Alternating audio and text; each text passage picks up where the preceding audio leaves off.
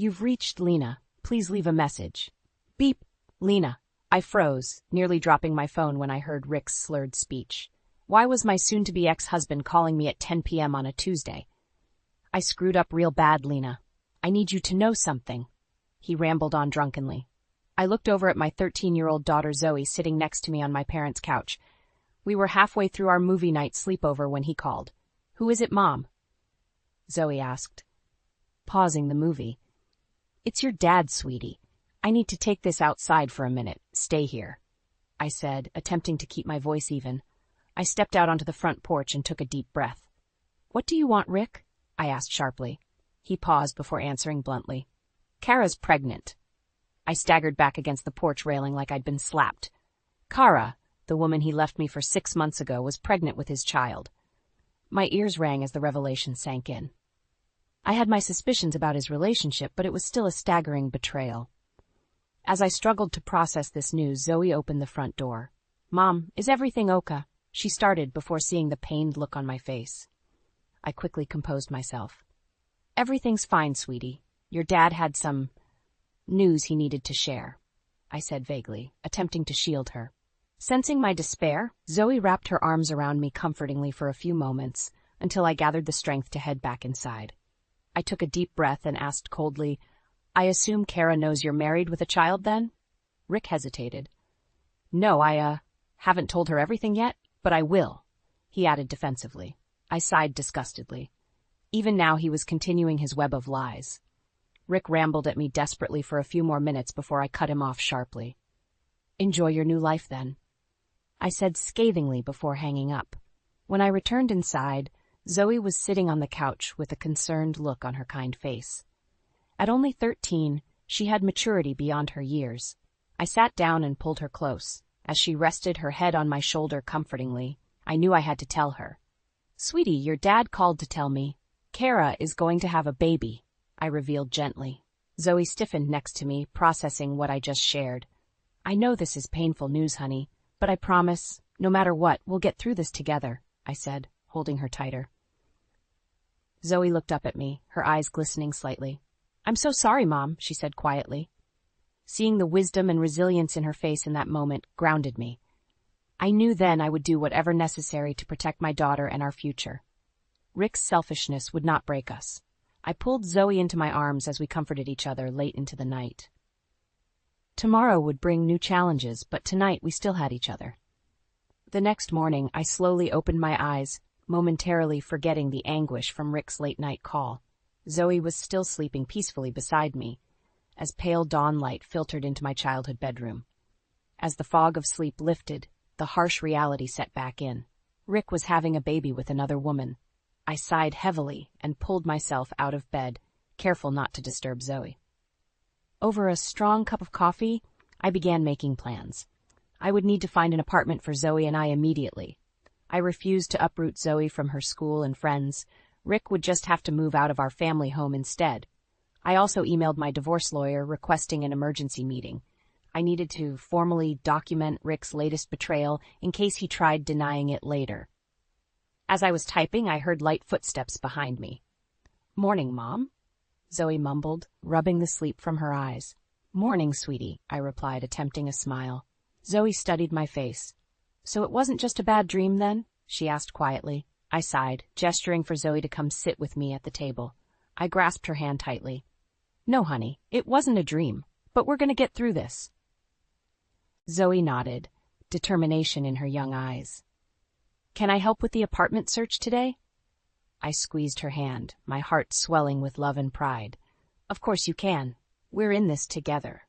Over the next week, Zoe and I explored rental options between her school days and activities. With her input, we selected a small but cozy apartment less than a mile from her school.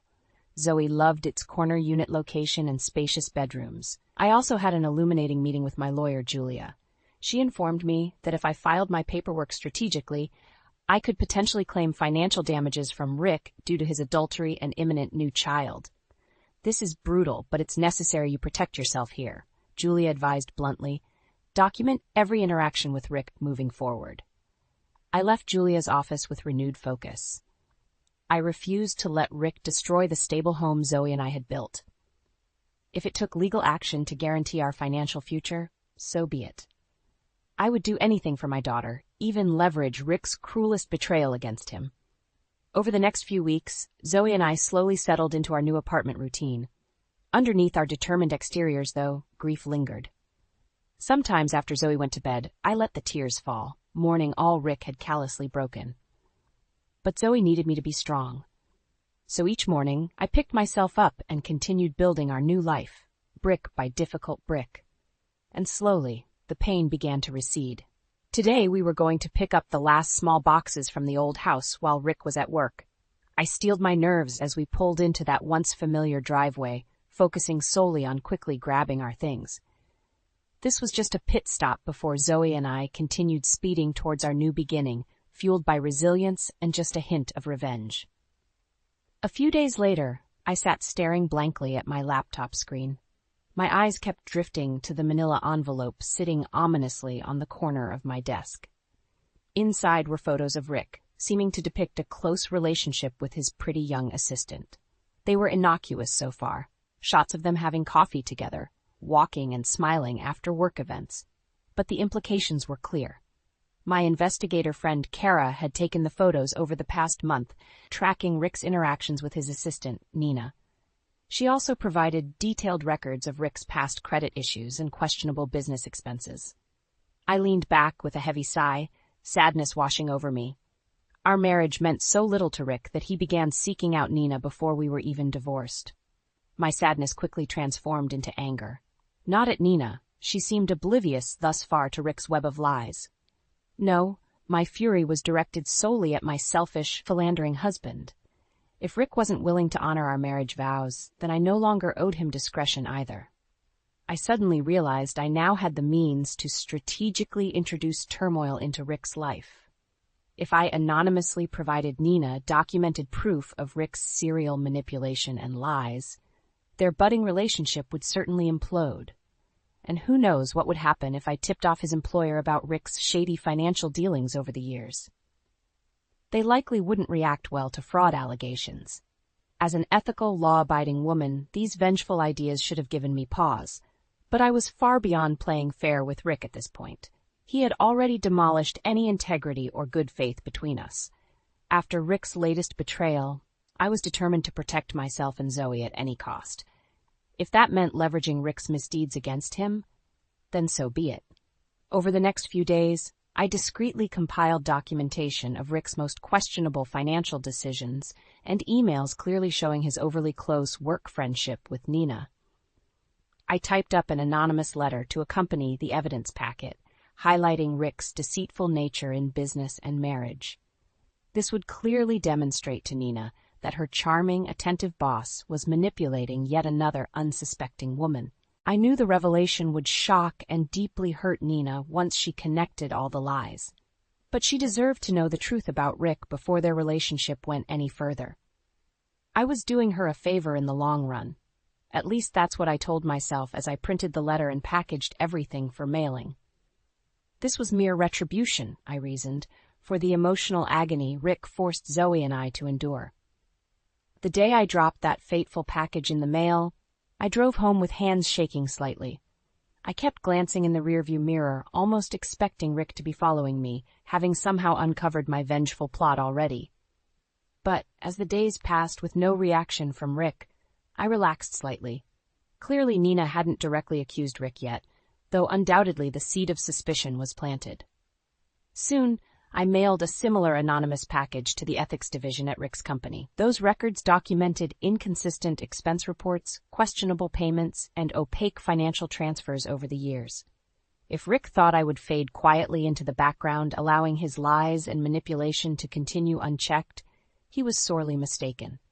The revenge campaign was just getting started. Over the next few weeks, I scrutinized Rick from afar, looking for any cracks in his polished veneer. But outwardly his life seemed utterly unaffected. He still met Nina for semi-regular coffee dates, and apparently no ethics investigation had been formally launched at his company yet. I tapped my foot impatiently, eager for my revenge plot to take effect. Then late one night, as I was catching up on work emails, an unknown number flashed across my phone screen. I hesitated, then tapped answer. "Hello?" I said cautiously. Hi, is this Lena? A female voice asked timidly. Yes, may I ask who's calling? The woman cleared her throat nervously. This is Nina, Rick's friend. Your name and photo were in a rather unsettling package I received recently, she said carefully. I sat up straighter. My anonymously sourced dossier must have raised alarms after all. I see. How can I help you, Nina? I asked politely, keeping any trace of satisfaction from my voice. Well, the package contained quite concerning records and emails indicating Rick hasn't been honest about a few things. I was hoping you could clarify some of this information since you know Rick more intimately, Nina said delicately. Gotcha, Rick. I smiled to myself. Outwardly, though, I kept my tone serious. I'm afraid you'd have to ask Rick directly about his personal business dealings. I signed confidentiality agreements around our divorce preventing me from discussing such matters, I lied smoothly. Nina sighed. Yes, but according to these records, Rick has a history of manipulative behavior in both his career and marriage. This led me to question if he's been honest with me as well. Her voice broke slightly. I stayed silent, letting Nina connect the dots herself about Rick's deceitful nature. My lack of argument would speak volumes. After a weighty pause, Nina continued softly. I guess what I'm really asking is, do you think Rick started our relationship before he ended things officially with you? Bingo. I had her exactly where I wanted her. Nina was now suspicious enough about Rick's character to directly question his integrity. I cleared my throat delicately. Again, Nina, you'd have to take that up with Rick. Now if there's nothing else. I trailed off pointedly. No, I'm sorry to have bothered you, Lena. Nina sighed defeatedly. I appreciate you speaking with me regardless. Take care, she added politely before hanging up.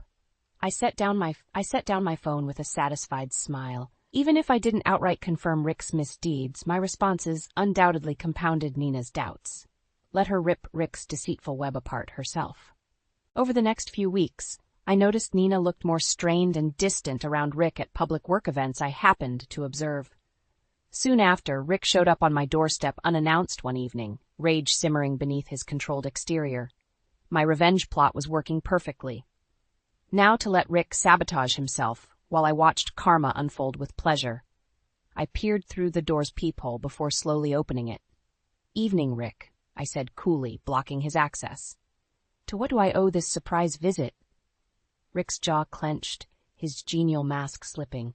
I think you know exactly why I'm here, he bit out. Over the last few weeks, both my job and relationship have gone to hell, and I'm willing to bet anything you're involved. I raised my eyebrows, feigning confusion. Oh, I'm so sorry to hear that, Rick, but I can assure you, I have nothing to do with your personal affairs these days, I replied breezily. Cut the crap, Lena, Rick snarled.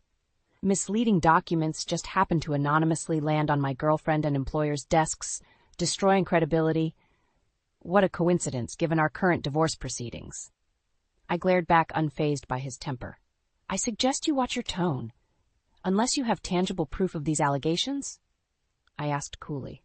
Rick huffed frustratedly.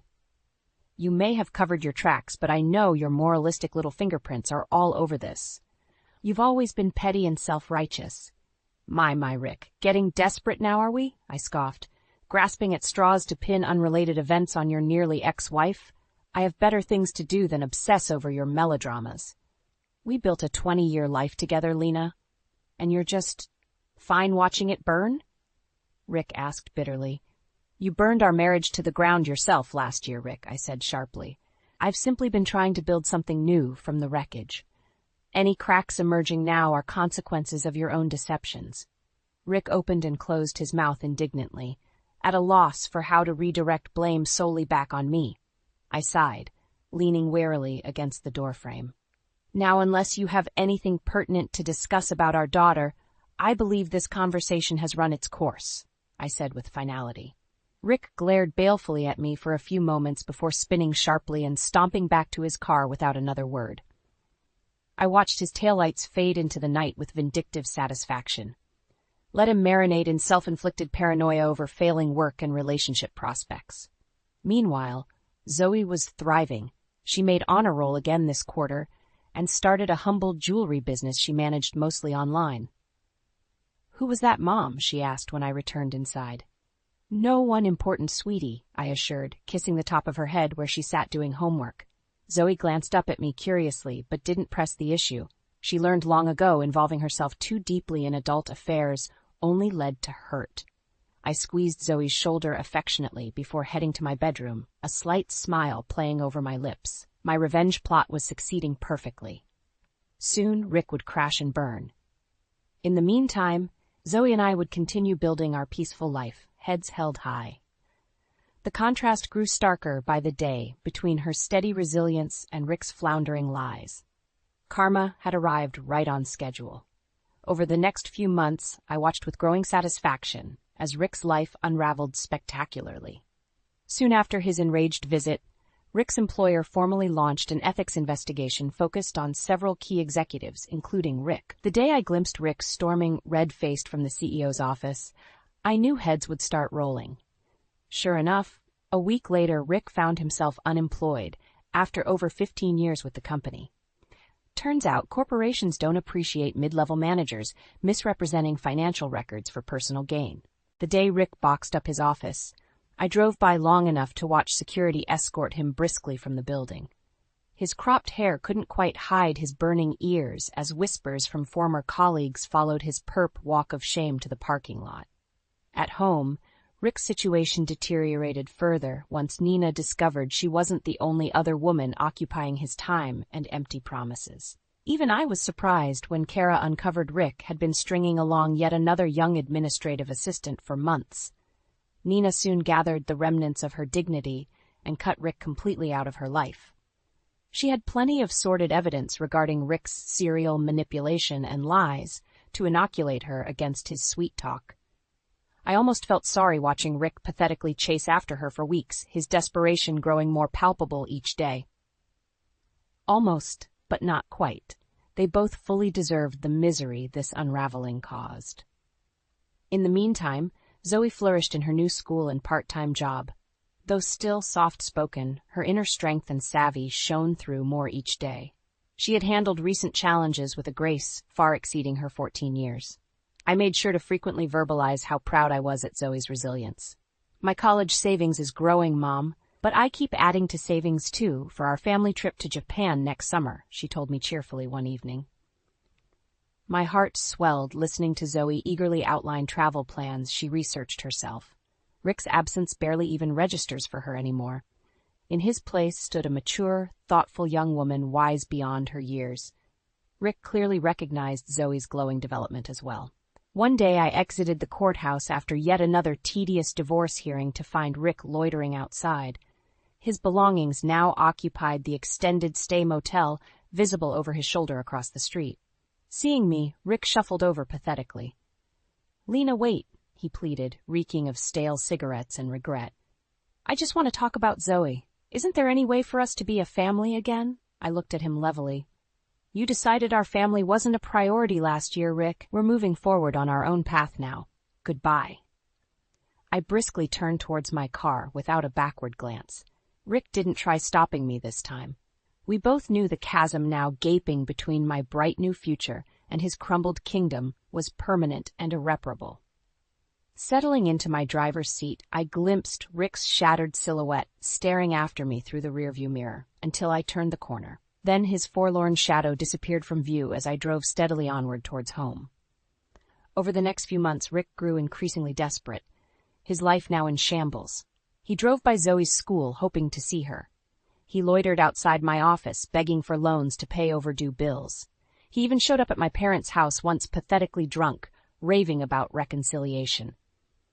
I remained resolutely indifferent to these antics, refusing to rescue Rick from the bed he made. Inside, though, I'll admit his raging meltdowns secretly thrilled me. His downward spiral was the ultimate vengeance for years of callous manipulation. But desperate people make stupid decisions. And one day, Rick showed up on my doorstep waving legal documents, eyes bloodshot and jumping with paranoia. "You won't get away with trying to ruin me, Lena. I'm suing you for defamation regarding the ethics investigation that cost me my career." Rick spat viciously. I simply stared back impassively. "You sure you want to pursue this, Rick?" I asked softly. "Because discovery will delve into both our backgrounds quite extensively. Are you prepared for that level of scrutiny? Rick laughed harshly at my veiled warning about his own shady history. Nice try, Lena, but I know the law. My lawyer says this is a solid case, he sneered. Get ready for a legal battle. Sure enough, a courier soon arrived with Rick's official lawsuit, accusing me of providing his employer falsified records to influence their investigation. But I wasn't worried. I had documented all my strategic revenge plans and alibis meticulously in my password-protected journal at home. Bring it on, Rick. Let's publicly drag every skeleton from our marriage out of the closet once and for all. At my lawyer's advice, I countersued for Rick's unpaid child support from the last few months. This ensures we can fully investigate his employment situation and shady finances, Julia explained confidently. Rick strategically quit his job but likely has hidden income he's living on, so discovery should uncover tax evasion too. And uncover it did. Over months of exhaustive investigation, records exposed the full depth of Rick's long-running duplicity. Undeclared bank accounts emerged showing he embezzled money from previous jobs. Past Venmo exchanges indicated he was selling black-market knockoff designer accessories. Even Zoe's college fund showed suspicious withdrawals that Rick couldn't explain. The awful truth, unraveling, crushed me again temporarily. I cried many bitter tears over how profoundly our entire marriage had been a lie. Rick proved himself a pathological liar with zero remorse for the destruction caused. I didn't even fully recognize this monster anymore. But Zoe helped bolster my resolve once more. Don't worry about me or Dad anymore, Mom. I'm focusing all my energy on my future goals, not his issues, she said firmly, hugging me close late one difficult night. Her words reminded me how far we had come thanks to removing Rick's toxicity from our lives for good. Sure enough, the lengthy court case left Rick utterly exposed and defeated. The judge ordered him to repay the missing money for Zoe's college fund with interest and provide 6 months of overdue child support immediately to avoid jail time. His reputation lay in tatters. Meanwhile, Zoe thrived through it all. We're the only family I need, she whispered supportively as we embraced, finally free from Rick's shattered remains. I had shielded my daughter from her father's destructive web. Now we could build our lives on truth rather than lies moving forward. Over the next year, Zoe and I carefully rebuilt our lives brick by difficult brick. After the court ruled fully in my favor, I invested a portion of the substantial settlement money in long-term savings bonds for Zoe's education. I used the rest to purchase a cozy bungalow near Zoe's high school. I was also ready for a professional reboot after the emotional roller coaster with Rick. I accepted an executive role with a thriving tech startup I admired. The work was engaging, my colleagues talented, and for the first time in ages, I looked forward to each new week. Zoe continued excelling in school while also working part-time at a jewelry boutique. She expanded the customized accessory line she designed herself last year into a legitimate home business. I displayed Zoe's unique beaded bracelets and necklaces proudly whenever we hosted game nights or study groups at our house. Seeing Zoe blossom creatively, now that she was finally free from the shadows of Rick's emotional manipulation, filled me with profound joy and gratitude. My shy yet wise daughter was spreading her wings at last. Bit by bit, we healed further and found brighter paths forward. Of course, no amount of legal justice or financial security could fully erase the betrayal trauma Rick burdened us with. Occasionally, I awoke breathless from nightmares where I had to take the witness stand again, publicly reliving each excruciating detail. And some days the weight of single parenting threatened to crush my spirit, no matter how independent Zoe grew. But during those times of doubt, I remembered the promise I made Zoe, that we would build the life we wanted, without limitations from Rick's toxicity, just us two against the world. On especially depressing days, Zoe would make us sugar cookie hot chocolate, and together we'd watch Gilmore Girls reruns, reminiscing about better times ahead. In those quiet moments, hope returned once more. One Saturday afternoon, nearly a year after the court settlement, Zoe and I pulled up to my parents' house for our usual family dinner. We came bearing 2 trays of Zoe's latest confection experiment, salted honey tarts. As we relaxed in the familiar comfort of my childhood kitchen later, catching up over steaming mugs of tea, I felt all the broken fragments inside me shift seamlessly into place at last. Here, surrounded by the people I loved most, reflecting on the insane journey that delivered us safely here, I made peace with even the most painful parts of my past. Because every jagged crack, every scar left by Rick's cold betrayal, brought me and Zoe infinitely closer. Our alliance, glowing brightly before me, now was unbreakable. No matter what else crumbled in this world, Zoe and I would stand tall, side by side.